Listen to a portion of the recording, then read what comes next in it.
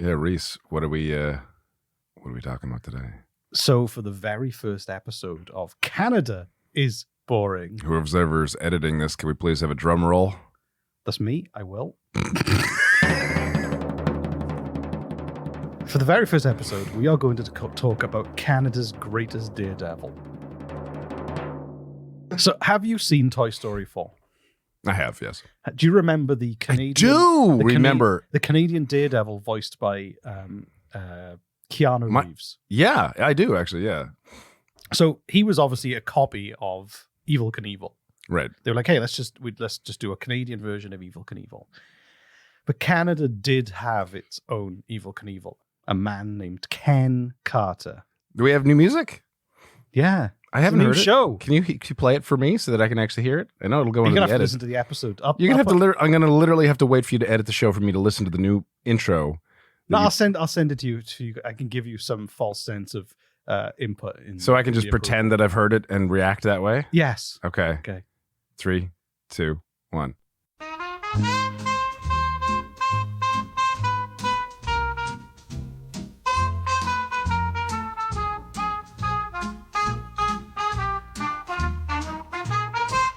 Super Blanco, lunch too polite.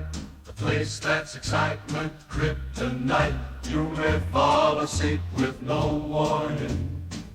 Because Canada is boring, boring. Cause Canada is boring. Canada is boring. So boring. Canada is so fucking boring, boring. A real cool podcast with Reese and Jesse. Oh, neat intro there, Reese boy. Did you enjoy it? Yeah. What was your favorite bit for the new Canada is Boring intro? I think it was the sound of like genitals slapping together. Yeah. That was my favorite. That was intentional. So Jess is going to love this. He loves the sound of cheeks slapping in the wind. So anyway, I'm back. What a way to start there's a lot going on. There's a lot going on. First ever episode of Canada is Boring after we transitioned into a slightly new but very similar show. Number 2, our Apple Premium subscription is nearly ready and might be ready as this episode's releasing. Right. Reese has got a lot of work on his plate this week, and he is working on it. So if by the time of the drop of this episode is released and you're on Apple Podcasts and you'd like to subscribe for more content, it's so fucking easy. You just click a button and you're done. Unlike Patreon, we have to sign up. Patreon does have an extra thing where you get to talk with us, which is really, if you like us, we'll chat. Secret friends, special friend chat. We'll send special nudes and things like that. But like if you just want extra content, you don't have to deal with shit. It's just a simple click. One click, you're done. And we're unveiling it, maybe. Hopefully, just check and see if it's up. I've been working with the Apple Canada team, and they're awesome, and they've been really helpful trying to get it going and very encouraging us to set up on their platform. Number 3, we are returning to a free episode every week. Every week, baby. But patrons will still get 2 episodes a month that are behind the paywall. So there's 6 episodes a month. We're gonna have to stop calling them patrons because now we have Apple Podcasts as Apple Podcast subscribers. Just call them special friends. Special friends, Special friends who buy our love. Yeah. We'll get 2 extra episodes a month. Everyone's going to get an episode a week again. It's the only way we can get love. We did an experiment, one on, one off. It was it wasn't a failure, but it wasn't a success. It wasn't a success either. It was kind of like we had it was kind of like jumping onto Patreon, a whole bunch of people, and that was it. And we had like a percentage and no more. It was not a failure, not a success. It was Saskatchewan. Oh, Reese. Oh, that's horrible. What? It's fine. I think that's their motto. Everything's fine. No, just it's fine. It's fine. It's fine. It's fine. It's not a terrible place to live, but it's also not a wonderful place to live. If you love potash and potash mining, it's the place to be. The epicenter of the potash industry. I've been in a potash mine. What is potash? It's like minerals into the ground. It's like salty minerals, and they use it for fertilizer to help grow food. Okay. So that's exciting. And then number 4, Number 4. Jesse's back. I'm back, baby, in the flesh. No more recording on his phone while we. I was actually kind of walking impressed down the with street. your job on my voice quality in the previous episode. I thought it was going to sound way worse than it did, but you It did sound terrible, and it did take a lot of work. You are welcome. Yeah, glad it sounded pretty good. I got to say, like for You were recording on my walking- phone by a river in Dublin. Rome. No, Rome. You were in Rome. I was in still. Rome. Yeah. Yeah. Should we just get on with this content? No, I think What else are we going to do before we get on with it? the STD zone? By the way, if you're new I to the think show, I think the STD zone was us naming the 4 things that make the show different. well, I mean, I'm back. I want to talk a little bit about being back. Okay, fine. The STD zone, if you're new here, folks. Give me your best STD. Oh, by the way, we're so excited. There's so much going on. This is the most ADHD. This is an incredibly ADHD episode. I'd like to apologize to you. Yeah. If you're new to the show is this. I'm Jesse. Let's not Reese. explain the show. Should we just do the show? No, I think we should explain the show. Okay. For anyone who's new, because they've just been listening to us rant for 10 minutes. Oh yeah. Right. Give them I mean, there's a description. I know, but who reads these days, please? That's why they're listening. Okay. For 4 years now, the show was Canadian Politics is Boring, where Reese, who's a Welsh immigrant, comes onto the show and teaches me, Jesse, an apathetic Canadian, which is true, about my own country's political system. And then after 4 years, he ran out of stories. I didn't write the stories. I want to diversify and reach a broader audience. And he's sticking to that story, folks. I've got some really good political stories that we will still do. Okay, fine. That's fine. It's just my pleasure when we do them. So now he's just expanded to talk about all things crazy Canadian instead of just all things crazy political Canadian. And that's it. That's the show is Reese, a Welsh immigrant, teaches me, a Canadian, about my own country's history in crazy stories, crazy story format. And Yeah. it's been working well so far. And now So- we're looking forward to talking about why lots of people say Canada is so boring. It's flat in the middle, bumpy on the side, foggy on the other end. Like, there's nothing going on here. It's bland, it's boring. And I refute that fact. I believe that it is. You've come up with some insane stories, honestly. It is as equal a dumpster fire as you will find anywhere else in the world. But but I love it. It's a particular kind of dumpster fire and one I love living in. And I'm excited to share these stories with you and strangers who Reese. listen. I want to talk really quickly about my weekend before So we get got on. time for a quick STD zone. STD zone is the small talk dimension zone. So Jesse, I'll forego my STD. You just give me yours. All right. I don't know if it works that way. Tell us about your international travel. I mean, we've been following it, but what was the last leg? Sounds hellish. I was in Dublin. Dublin was amazing. It was I loved good it. It was city. probably my favorite place on the entire trip. I spent an entire year's student loan on one weekend in Dublin when I was like 19. It's so expensive. It's an incredibly expensive And that was city. 20 years ago. Yeah, it's a really, really expensive place to live. But like, man, the people were so, like, the people loved being there. And I just found it was very touristy. But if you ask the right people and you find these places, there are just the right pubs where they play traditional Irish music, right? Yeah. And in one pub, Cobblestone, and this happens again, depending on the pub, something, in other places in Ireland, but it's not like unique to this pub. They're playing with drums and flutes and accordions and fiddles, and it's just amazing. And the bar is packed, and everybody's drinking Guinness, to the point where if a bartender looks at you and you can't, it's so loud. I just looked at them and they nodded well, what do you want? And I just held up one finger, just one, and they knew that meant one Guinness, right? Just I'd like a nice red. Yeah. A nice bottle of red. Oh, another thanks for the Guinness. Guess I'm drinking Guinness. Yeah. It was really good, honestly. Slow drunk, very, very slow. It crept up on you. Not like slow as in you stand up and boom, you're drunk. Not like that at all. As in just it was just a very gradual, through for hours. Yeah. Hours after you stopped drinking too. It just kept going. It was very lovely. Once, twice, maybe 3 times during the evening, the whole bar is shushed. Shushed. As in, everyone joins in shushing everyone else in the bar. Just shh. Yeah. And everyone, I mean everyone, shuts the fuck up. You could hear a pin drop. And then one man or woman, it was 2 men when I was there, sings in a corner of a bar, and everyone listens. Now, if it's a long song, and the bar is filled with it's late and the people are kind of drunk. 5 minutes in, chatter starts happening again in the back, half of the bar, and then it grows a little louder. And then all it takes is just another like, shh, silence. Nobody debates this. Nobody fights this. They're just like, oh shit, yeah, right. Yeah. And they listen to the rest of the song. This man is just singing his heart out in a traditional Irish song, and it's truly beautiful. Honestly, it's like, oh God, Dublin's. Yeah. Anyway, so I really love Dublin, and then I flew back from Dublin to Toronto to Halifax because they don't do direct fucking flights for some reason. And in the middle of the flight, in the middle of the Atlantic, I bit into a cookie and my front tooth snapped off. I'm like, fuck.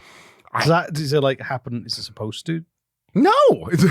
Like, have you had it repaired before? Oh, yeah, I've had it repaired, but it's not supposed to come off. No, but I mean, it was not like an injury. It wasn't a new injury. It was an injury, yeah. No, it's a crown. It was all of my teeth are detachable. It's how I wash them at night.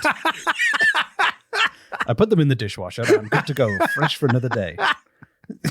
Anyway, yesterday was hell. Just driving all over the place, getting shots, getting teeth fixed, and then not yesterday, so that was the day before. And then yesterday, my tooth that was fixed fell out while I was getting my haircut. In the middle of getting a haircut, just fell out, and I had to go get emergency dental surgery again. And I don't know if it's called surgery, but like. And then a whole bunch of work problems. It's just been hell. I'm tired and I'm drinking coffee that was made at 8 a.m. right now. But I'm glad to be back. Great. It's wonderful. Let's use this wonderful energy and enthusiasm to attract new listeners and enjoy. How long has it been? 20 minutes of just us of not talking about the show? Yeah. Or just me talking? I'm going to talk about Ken Carter now. Okay. You're going to cut this down to like 30 seconds, aren't you? Yeah, I'm going to speed it up. Jesse, where? Yeah, exactly. So Ken Carter, I know you're slightly much older than me, but there was a time when daredevils were massive and they would drive cars and motorbikes and jump buses and they would tour towns and cities and you could buy tickets to see it in person, or they would like put it live on TV where Evel Knievel would jump over like 17 buses while his ass was on fire, this kind of thing. And now daredevils are, I don't know, TikTokers hanging from cranes by one hand and I dying. hate it so much. I genuinely hate those fucks. Or parkour. This is how far people will go for a fucking like and a subscription. They will dangle actual death. All it takes is like a little muscle twitch or some sweat, and there's a dead teen. Like I hate those. They're not impressive. They're not like I want to share them. It is impressive, but it's impressive how stupid they are. Yes. But also, but daredevils used to be like. It's let me get this straight. That's not being a daredevil. Okay. No, but like hanging from one hand. You don't get daredevils like you used to. I guess the daredevilness there is his or her. I've seen both where they're just dangling from one fucking hand, like on top of a skyscraper that's being built. Right. Yes. And like they're not jumping through a hoop of fire. The daredevilness is look how much I don't care about my own life. No. That's right, because it's not a skill. No. There's no active skill there. It's an active mental grip strength. Right. Yeah. If you have like if you're a rock climber, that's not hard for you. And there's all kinds of rock climbers everywhere. You can hang off like with a little bit of training. You can hang on your entire body. Just hang by your fingers. It's not an impressive feat. It's not for us to go, oh, wow, look at them doing that thing. They're doing it to make us uncomfortable. Yeah. That's the point. And I hate it. But daredevils used to do it as it was showmanship. So you go to an arena or a stadium, you'd buy tickets, they'd have like music and everything going on. And then they would be like, they would have got a car from a scrapyard, done it up, put like a ridiculous engine or maybe some rockets on it. Or a motorbike with rockets on it, and they would then jump a ramp. And they go, "Hey, I don't know if this is going to work." We worked it out we had a post-it note. We did the weight and the speed and how far we got to jump, and then you'd literally just see will they make it? And that was what Daredevil used to do. And Evel Knievel is the most iconic one, but Canada's Daredevil Ken Carter was so crazy that Evel Knievel was like, I wouldn't do this. Oh my God. Evel Knievel walked away from one of his stunts because he thought it was too crazy. Okay. So Hold on, say that again? Evel Knievel did what? Evel Knievel actually went to visit one of Ken Carter's stunts and was like, this is crazy. This is too crazy for me. I'm going. He didn't want to have anything to do with it. Kenneth Gordon Polsjak was born into poverty in a Montreal slum in 1938. I wonder what a Montreal slum looks like. I've been to Montreal. I haven't seen the slums. I don't think they're there anymore. The slums are now cost $3,000 a month to rent. Yeah.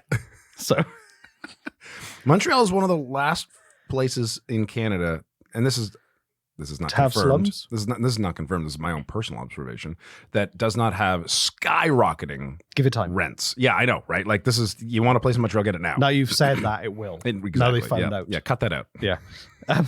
So he had very little education. He dropped out of school, but he loved the touring teams of daredevils that would go across North America.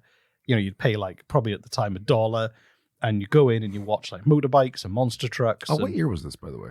So this would have been, if he was born in 1938, so this would have been the 50s. Okay. Probably roughly around the 50s. All right.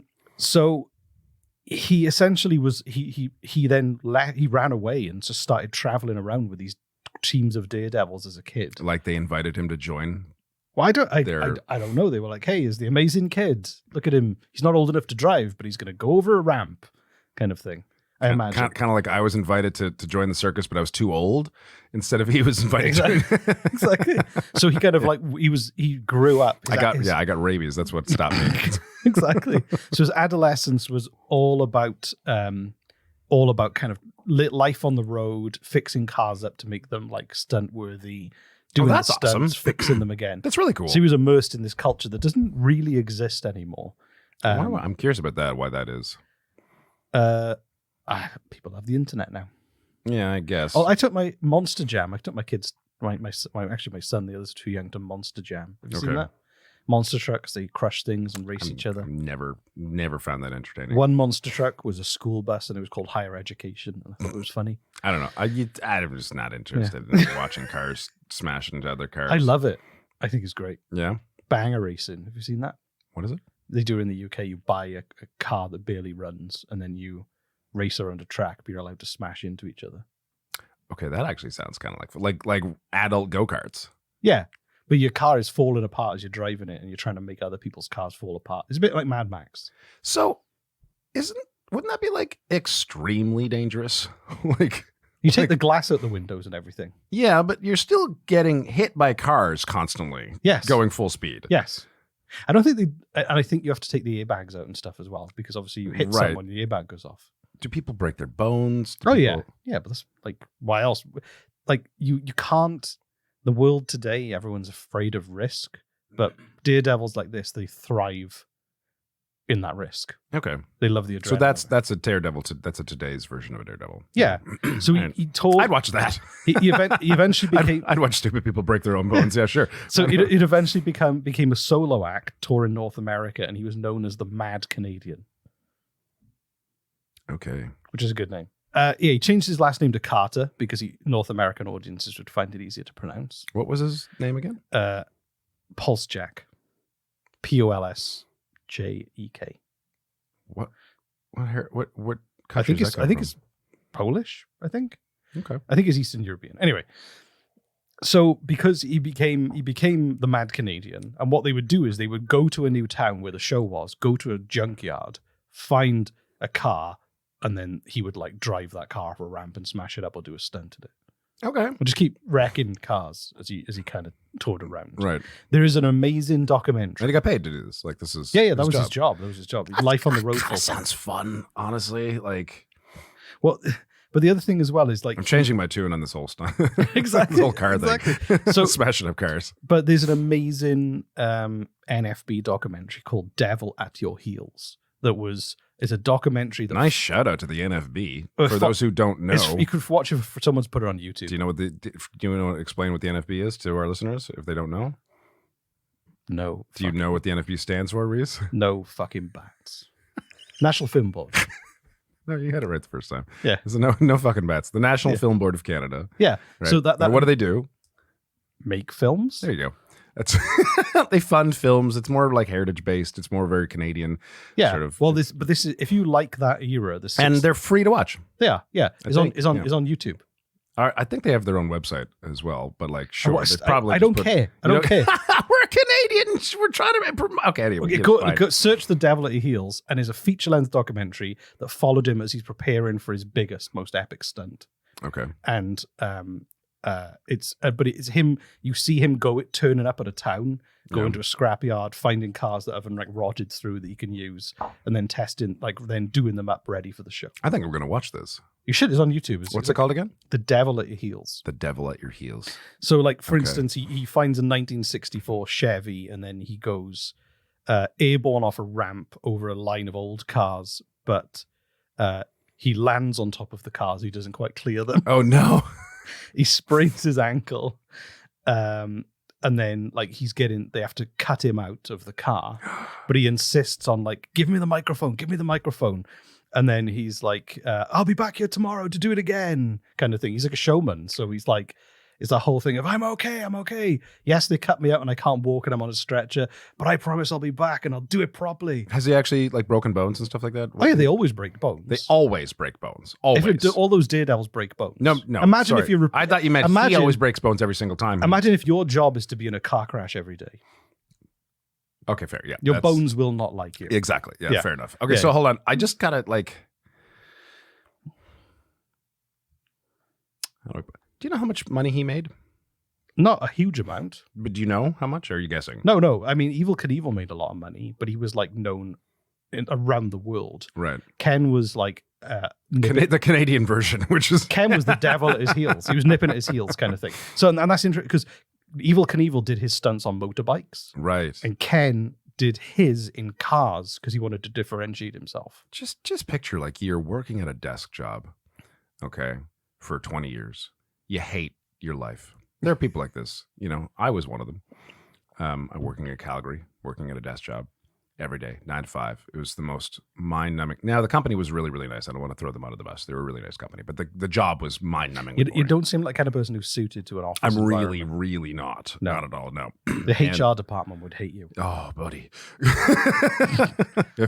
I did such a poor job, okay, at my job. Not poor job. No, I did such a poor job at my job. No. I sorry. Let me rephrase. I did the job fine. I was the job as far as output. It was the and hassle quality, that came with you doing it. Yes, that's exactly right. Yes, it is. Okay, yeah. I just was a shitty employee. The work got done great, and Yeah. it was fine, right? And if you looked at the output and the quality, I was doing a bang up job. But as an employee, I was shit, right? I was on dating sites all the time. I was listening to movies and audiobooks. I was taking so many smoke breaks. It was crazy. And my boss, who was great, right? He had to take me. He had to, part of his. He had to take me aside and tell me that I was doing a shitty job as an employee. Now the thing, he was really upset at having to do that, because him and I were kind of friends, and he felt so bad for having to take me aside and admonish me. Is that the right word? Tell me off, tell me that I'm being a bad employee and that I have to step up. And he was practically, he wasn't crying, but he was genuinely upset. And I had to just first and foremost, agree with everything he's saying. No, you're right. I am bad at this, right? I'm not going to argue with you. And then I had to console my boss. I'm sorry that you have to tell me I'm shit at my job. And I know. Yes, that is exactly what happened. I literally had to console him and it's okay. I wouldn't want to be you in your position either. I get it. Yes, I'm a shitty employee and sorry for having to put you through this. Right, because he was a really nice guy and he just didn't want to do it with me, right? Because outside of work we're like buds, So funny. Well, anyway, so you're the perfect candidate to leave a desk job to be a stuntman. Exactly. So that was my point. It was a long-winded way of if someone had come to me during that 3-year time and be like, hey, listen, we're going to offer you something where you're going to fucking love your job. You can't wait to bound out of bed and run to your job every single day. But 5 times a year, you're going to break a bone.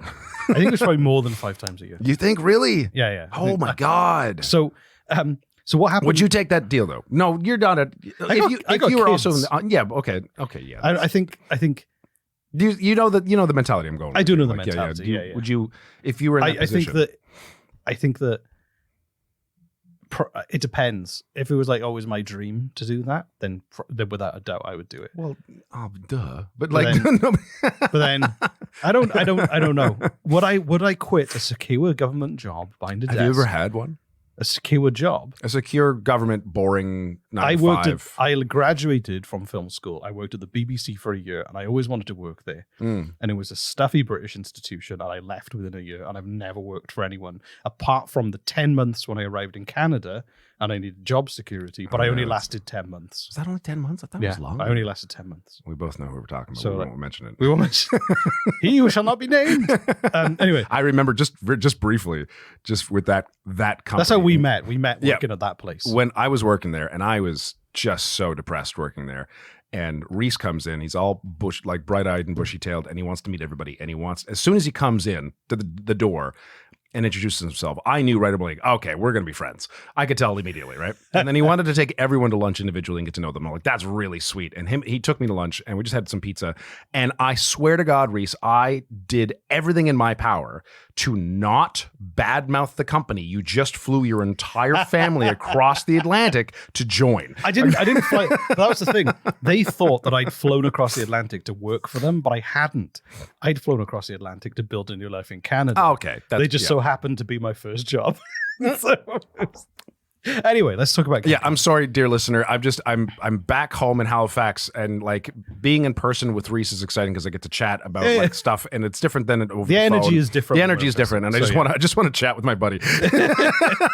So Evel Knievel in 1975 jumped 14 Greyhound buses successfully on a motorbike. Who did? Evel Knievel. Holy fuck! 14 Greyhound buses. And Not individually, like in one go. yeah, he didn't like 14 driving around a ramp doing 14 jumps.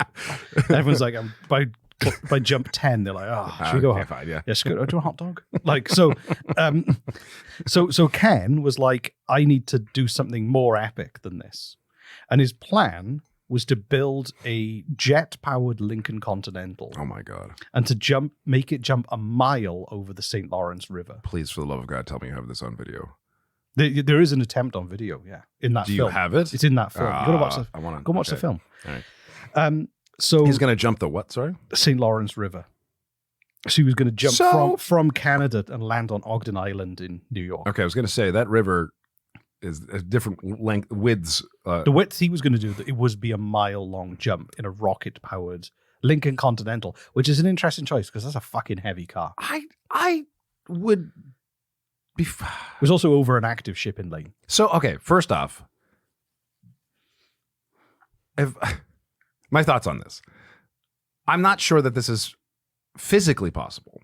It doesn't matter how much you want to do it, right? Like, you know what I mean? Like, I would be wanting to get some tests done first rather than just. Well, yeah, they didn't just do it. He sounds like a kind of guy that would just do it. No, he sounds like that kind of person. They plan for it and use math in a way that someone who left school early would to do it. So they do try things out and plan it. Okay, good. They don't just do it. Okay, they're doing it with right with the gifts that they were given in life, which wasn't necessarily a full education and like a degree in physics, if you know what I mean. So ABC's Wide World of Sports gave him $250,000 to go ahead with the jump, and the plan was for them to broadcast it live on TV in September 1976. They were like, Ken, this is brilliant. You're going to outdo Evel Knievel. We won the TV rights. Amazing. Here's $250,000. Now go build a ramp. I totally forgot. Oh, hey, there we are. So, the rocket car was built by a guy named Dick Keller. I don't care. The rocket car was built by a guy. So this guy called Dick Keller had built a car called the Blue Flame that had gone 633 miles an hour on the Bonneville Salt Flats. So Ken hired him to build his rocket-powered Lincoln Continental. Amazing. So it was a chassis built around 2 rocket engines that gave a total of 11,000 pounds of thrust.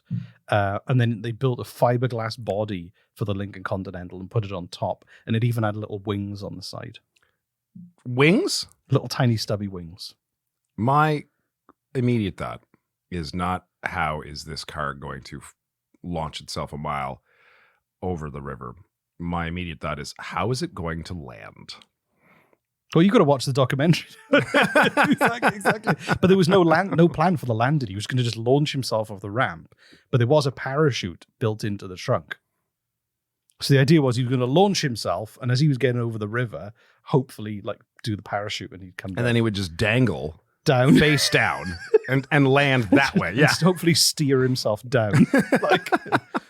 But what happened was Evel Knievel came up to look at the stunt and said, and you see this in the documentary. He says, "I don't think I'd attempt this stunt. This may be a Daredevil stunt that might end all Daredevil stunt." And Evel Knievel kind of then, whether it was out of rivalry or fear that it was too stupid, a stunt and was just too deadly, he basically said that it was too dangerous, and there was lack of safety, and it was prepared too quickly. So ABC pulled the plug on it because of what Evel Knievel said. Even though he wasn't even part of it. Yeah, he was like, "Hey, I'm Evel Knievel, and this is dangerous." And the ABC were like, "Oh, we're not going to pay $250,000 to watch a man die. We want him to make it to the other side. We want everyone to be enthralled, but we don't want anyone to die." So they pulled the plug on it. Wow. There were issues with the ramp. There were issues with the car. He needed to raise the money himself, so he kept doing more smaller jumps to fundraise. But the kind of years dragged on, and he couldn't get the jump to happen because he didn't have enough money. And he delayed and he delayed and he delayed. And this lasted like 3 years where he was going, "I'm going to do the jump. Give me money. I'm going to do the jump." This is where Patreon would have really helped out. And then in 1979, within 5 seconds of making the jump finally, the car failed. So it was kind of all done with. What does it say? What month? It was the fall. Okay. I don't know why the month matters. Why do you want to know the month? Was he jumping on my birthday? Yeah, that's what I wanted to know. That's exactly it. So Hollywood wasn't interested, and he's still talking about that jump, and like the crowd started. So he tried, and the car failed. The car failed After the jump, or just before? What did you say? Just 5 seconds before he was going to do the jump, it failed. So he was kind of like, it's not going to happen. And then eventually, what happened was, a weird thing happened where people thought that Carter had lost interest, and they tried it again, but for some reason they substituted him with another driver called Kenny Powers. And I don't know. Apparently, like they say, Carter had lost his nerve at this point, but I don't think that was true. So they swapped him out with this other guy called Kenny Powers, and they didn't tell him somebody else was going to do his jump. Oh. What? Which is kind of shitty. Who was doing this? So the people organizing the event with him at the last minute. Oh, wow. So they're going to do another attempt. They sent Kenny up, and they didn't tell him someone else was going to do his jump. Wow. But Kenny Powers had no experience of this kind of stunt. Oh my God. And had never driven a rocket-powered car before. I don't think anyone has. Ken Carter had, apparently. I mean, like for 5 seconds. Exactly. Yeah. So the ramp was so poorly constructed, it was bumpy. Wow. And it shook the car to pieces as it began to take off. Literally, you watch the video, it goes up the ramp, the parachute immediately deploys, and then the car gets like shredded and then falls in the water. Oh, wow. Wow. Okay. And Kenny Powers survived, but he broke 8 vertebrae. Oh, my God. Oh, my God. Okay. So it was kind of the end of his dream of being a global superstar like Evel Knievel, which is kind of sad. Hold on. You said Ken Carter survived? Ken Carter didn't do it. Kenny Powers did it. That's right. Okay, sorry. Kenny Powers broke 8 vertebrae. So Ken didn't actually. He never got to do the jump. Kenny Powers. This is a really disappointing end to the story. I know. Shit. So he carried on, and in the 80s, he was just still touring, doing smaller jumps. He was still a daredevil. Bearing in mind, in the 80s, he was like, what would it be? He would have been like pushing. He was mid 40s, late 50s, still doing jumps. You don't heal as fast. You don't heal as fast, but still, that's not that old, honestly. No, I'm like, yeah. I mean, I guess it was back then. Yeah, exactly. Nutrition wasn't a huge deal back then, yeah. And then in 1983, he tried to jump a 1982 Pontiac Firebird over a pond in Peterborough, Ontario. He lost traction on the run-up and put the car in the water. So he tried it again with a homemade rocket fitted, but somehow he worked out the weight and the speed and the fuel he needed wrong, and the car flew too high and too fast. The rocket was too powerful for the jump he was doing. Oh, wow. He overshot the landing ramp, and the car flipped over and he landed on his roof and he died instantly. No. Oh, my God. So the car overshot the ramp by 100 foot. He was attempting to break his own world record. He was pronounced dead with massive head, chest, and internal injuries, while 2,500 people watched. Holy shit. So they tried to get him out of the car, but he jumped. He was planning to go 200 foot, but he went 295 feet in the rocket-powered. This is a really Fireball. sad story, man. I know, but it's crazy. It's fucking insane. Holy shit. So he was supposed to reach a speed of 72 miles an hour, and the rocket motor was supposed to shut off, but instead it kind of accelerated after he went off, which totally Oh, man. The police impounded it. This is a crazy story. It's a little sad. And You know. he was trying to break his own record, but he was short of it. Yeah. So that's the story, and it's kind of sad, but It's amazing, very sad. but also amazing at the same time. Dear listeners, sorry for the length of this episode. Our episodes are not normally this long. It's just I'm excited to be Jesse's back. excited to be I'm home. excited to be home. He wants Yeah. to talk about how he used to work in Calgary Yeah. 20 years ago. But normally our episodes are. I mean, take a look at our past episodes. They're not this long. Did you like the episode? I did like the episode. It's a little sad. There's a couple things that I want to do now since we're in it to win at this point. Okay. Right? Yeah. One, I was going to ask you to do an improvised heritage minute where we dug up his corpse, put it in It's kind of bad taste the now, though. rocket car, and then did the jump he always wanted to do. But that now that I found out how he died, I was like, okay, that's a little sad. I'd rather not do that. Yeah. Instead, I'd like to do an improvised heritage minute where you talk about the man who, I forget his name, the man who took over his job. Kenny Powers. Yeah, and then flew the unsuccessful flight and broke a bunch of bones but survived. Right. Like, yeah, and just improvise that. And then after that, we'll do some admin and you'll quiz me and we'll go. What am I doing with Kenny Powers? An improvised heritage minute about that moment, about that jump. Oh, when he did the okay. Yeah. Hi, I'm Kenny Powers. No, you know how you do it. You set the tone, you get music, okay. you get some sound effects, and then you kind of narrate it as a third party. Okay. Right. So a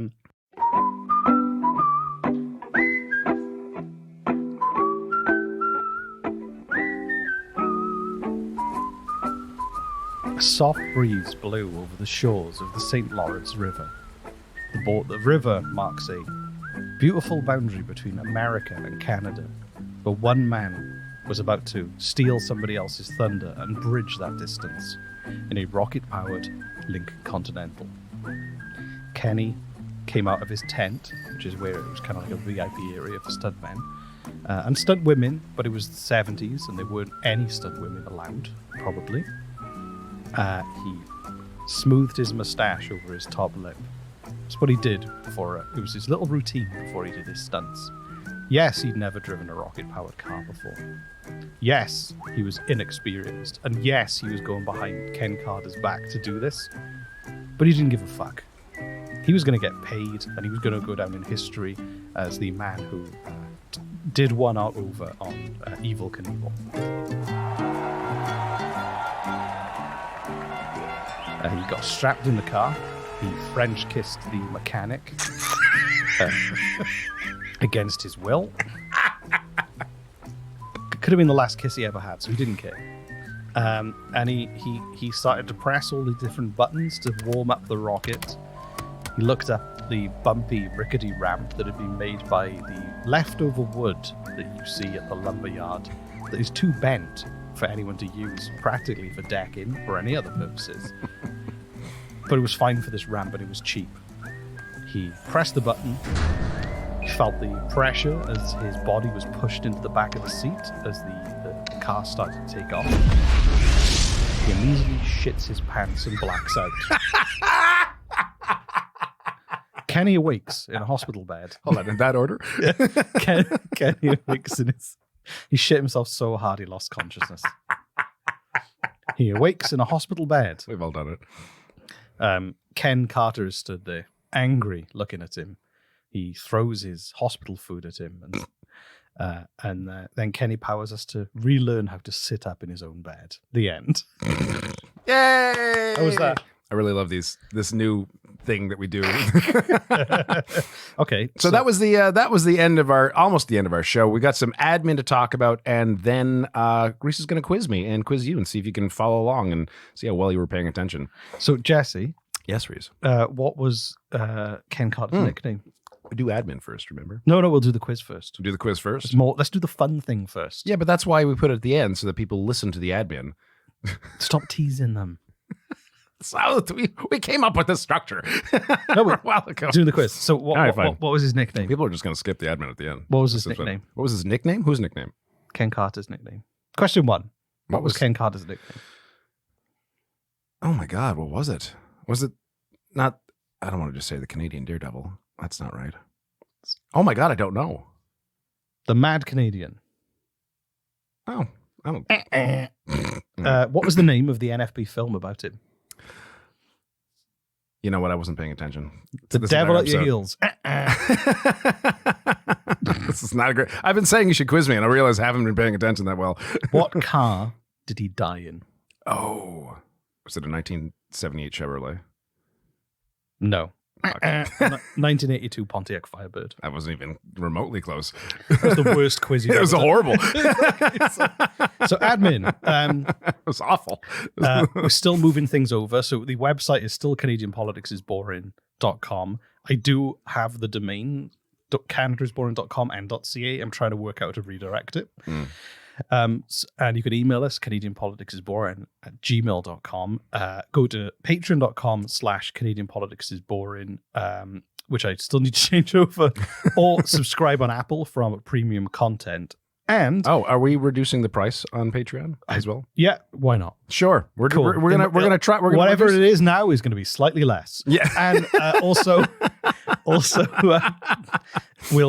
a match on. yeah, exactly. Yeah. It's going to go down by So if you want extra bonus content, tons of bonus episodes. tons of bonus content. It's I think $5 on Apple Podcasts and $5 on Patreon. And if you want to pay a little bit more on Patreon, you get to get bonus content and you get to chat with us where we will send you dick pics all the time.